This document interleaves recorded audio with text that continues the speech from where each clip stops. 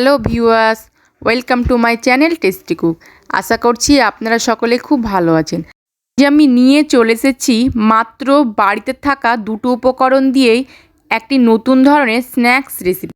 আপনি যদি আমার চ্যানেলে প্রথম হন তাহলে আমার চ্যানেলটি সাবস্ক্রাইব করবেন, আর যদি করে থাকেন তাহলে অসংখ্য ধন্যবাদ।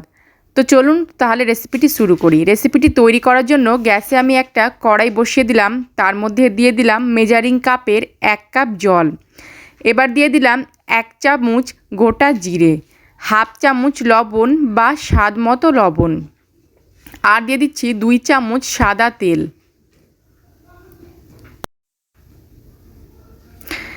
এবার আমি সমস্ত কিছু খুব ভালো করে মিশিয়ে নিলাম আর অপেক্ষা করব জলটা ফুটে আসা পর্যন্ত। তো জলটা আমার ফুটে এসেছে। এবার আমি গ্যাসের ফ্লেমটা একদম লো করে দিলাম, আর যে কাপে 1 কাপ আমি জল নিয়েছিলাম সেই কাপে নিয়ে নিলাম 1 কাপ সুজি। আর যতটা পরিমাণ জল নেবেন ততটা পরিমাণই সুজি নেবেন, আর অবশ্যই গ্যাসের ফ্লেম লো করে রাখতে হবে, হাই বা মিডিয়াম করে রাখলেও হবে না। তো গ্যাসের ফ্লেম লো করে এভাবে আমি সুজিটা জলের সঙ্গে খুব ভালো করে নাড়াচাড়া করে মিশিয়ে নিচ্ছি।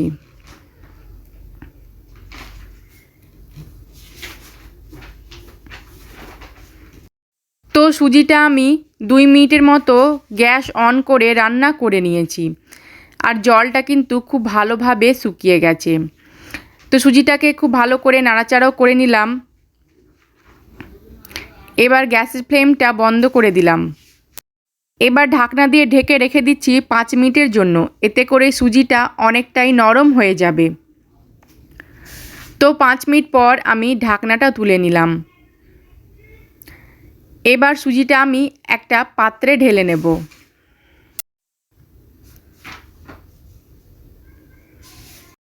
তো এখন সুজিটা অনেকটাই গরম হয়ে আছে, তাই আমি সুজিটাকে একটু ঠান্ডা করে নেব, তবে খুব বেশি ঠান্ডা করব না। এরকম ঠান্ডা হতে হবে যাতে করে হাতে সহ্য হয়, খুব বেশি আবার ঠান্ডা করলে হবে না। একটু গরম গরম অবস্থাতেই সুজিটাকে খুব ভালো করে হাত দিয়ে মেখে নিতে হবে। এবার আমি এখানে দুটো সেদ্ধ আলু নিয়েছি। এবার আলু দুটোকে গ্রেট করে সুজির মধ্যে দিয়ে দেব, তবে আমি এখানে গ্রেট করে দিচ্ছি। আপনারা চাইলে খুব ভালো করে ম্যাশ করে নিতে পারেন, যাতে করে আলুর মধ্যে কোনো দানা ভাব না থাকে। দুটো আলুই আমি গ্রেট করে দিয়ে দিয়েছি। এবার আলু আর সুজিটাকে এইভাবে হাত দিয়ে খুব ভালো করে মেখে নিতে হবে, আর এই সুজি আলুর একটা ডো তৈরি হয়ে যাবে। তো এইভাবে আমি 2 থেকে 3 মিনিট খুব ভালো করে হাত দিয়ে মেখে নিচ্ছি।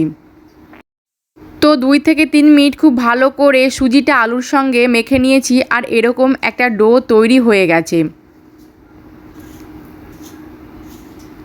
আমি এর মধ্যে কিছু মশলা অ্যাড করে দেব। এখানে আমি 1 চামচ দিয়ে দিচ্ছি চিলি ফ্লেক্স, আর চিলি ফ্লেক্সের পরিবর্তে আপনারা শুকনো লঙ্কাও দিতে পারেন।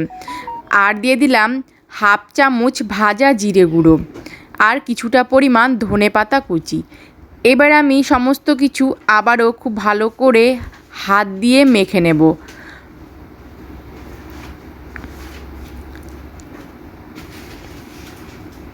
সমস্ত কিছু খুব ভালো করে মিশিয়ে নিয়েছি। এবার আমি এই ডোটাকে 2 ভাগে ভাগ করে নিচ্ছি, আর এইভাবে হাত দিয়ে একটু গোল করে নিচ্ছি।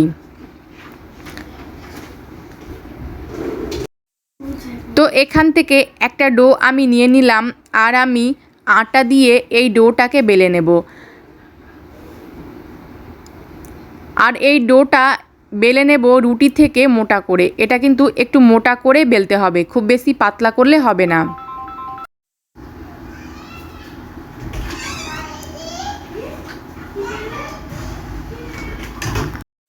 তো এরকম একটু মোটা করে আমি বেলে নিয়েছি। এবার আমি একটা চাকুর সাহায্যে প্রথমে 4 সাইডটাকে কেটে নেব। 4 সাইডটা কেটে আমি সমান করে নিচ্ছি।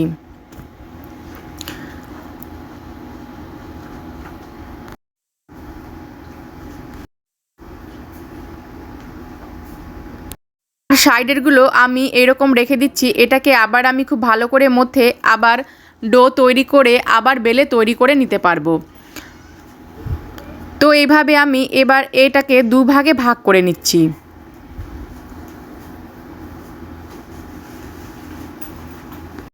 এবার সাইড থেকে এরকম একটু মোটা মোটা করে কেটে নিচ্ছি।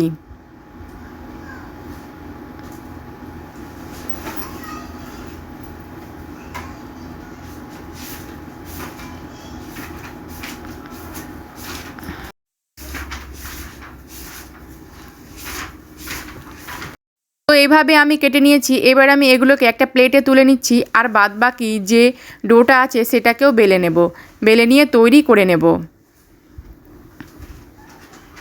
আর এই যে এরকম মোটা হয়ে আছে। আমি স্ন্যাক্সগুলোকে ভাজার জন্য গ্যাসে কড়াইয়ে তেল বসিয়ে দিয়েছি, তেলটাকে খুব ভালো করে গরম করে নিয়েছি। এবার আমি যে তৈরি করে রেখেছিলাম সেগুলোকে এবার তেলের মধ্যে ছেড়ে দিচ্ছি, আর গ্যাসের ফ্লেম মিডিয়াম টু হাই করে এই নাস্তাগুলোকে ভেজে নিতে হবে।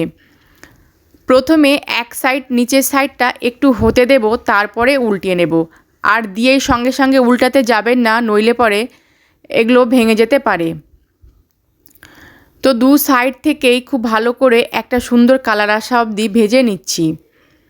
আর এই স্ন্যাক্স রেসিপিটা কিন্তু খেতে সকলেই খুব পছন্দ করবে। অবশ্যই বাড়িতে একবার হলেও তৈরি করে দেখবেন।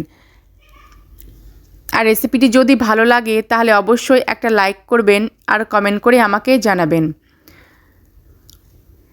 আর এগুলো কিন্তু ওপর থেকে খুবই মুচমুচে তৈরি হয়।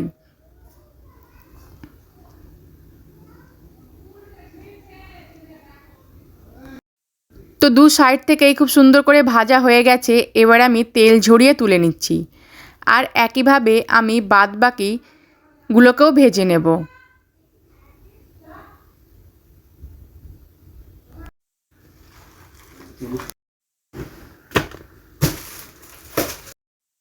তো সবগুলো আমার ভাজা হয়ে গেছে। তো সকলে ভালো থাকবেন, সুস্থ থাকবেন। ধন্যবাদ।